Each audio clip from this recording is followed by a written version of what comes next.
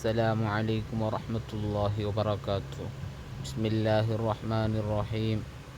الحمد لله رب العالمين، والصلاة والسلام على سيدنا محمد وعلى آله وصحبه أجمعين. أما بعد. ಗೌರವಾನ್ವಿತ ಅಧ್ಯಕ್ಷರೇ, ವೇದಿಕೆಯಲ್ಲಿ ಆಸೀನರಾದ ಉಲಮಾ ಹಾಗೂ ಉಸ್ತಾದರೇ, ಪ್ರೀತಿಯ ಪೋಷಕರೇ ಮತ್ತು ನನ್ನ ಆತ್ಮೀಯ ಸ್ನೇಹಿತರೆ,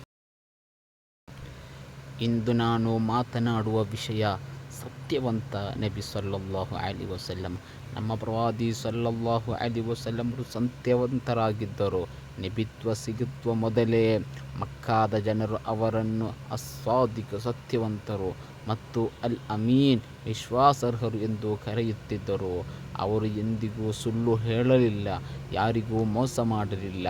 ಒಮ್ಮೆ ಮಕ್ಕಾದ ಜನರು ತಮ್ಮ ಅಮೂಲ್ಯ ವಸ್ತುಗಳನ್ನು ಕೂಡ ನಬಿಯವರ ಬಳಿ ಸುರಕ್ಷಿತವಾಗಿ ಇಡುತ್ತಿದ್ದರು, ಯಾಕೆಂದರೆ ಅವರಿಗೆ ನಬಿಯವರ ಪ್ರಾಮಾಣಿಕತೆಯ ಮೇಲೆ ಅಪಾರ ನಂಬಿಕೆ ಇತ್ತು. ಇಂತಹ ಉತ್ತಮ ಗುಣವೇ ಪ್ರತಿಯೊಬ್ಬ ಮುಸ್ಲಿಮನ ಆಭರಣವಾಗಿದೆ.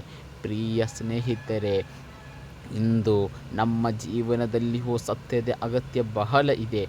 ಪರೀಕ್ಷೆಯಲ್ಲಿ ನಕಲು ಮಾಡಬಾರದು, ಮನೆಗೆ ಹೋದಾಗ ಸುಳ್ಳು ಹೇಳಬಾರದು, ಸ್ನೇಹಿತರನ್ನು ಮೋಸ ಮಾಡಬಾರದು, ಯಾವಾಗಲೂ ಸತ್ಯದ ಮಾರ್ಗದಲ್ಲೇ ನಡೆಯಬೇಕು. ನಾವು ನಬಿಯವರನ್ನು ಪ್ರೀತಿಸುತ್ತೇವೆ ಎಂದು ಹೇಳುವುದಾದರೆ ಅವರ ಗುಣಗಳನ್ನು ನಾವು ಜೀವನದಲ್ಲಿ ಅಳವಡಿಸಿಕೊಳ್ಳಬೇಕು. ನಮ್ಮ ಮಾತು, ನಮ್ಮ ವರ್ತನೆ ಮತ್ತು ನಮ್ಮ ಕೆಲಸಗಳು ಸತ್ಯದಿಂದ ಕೂಡಿರಬೇಕು.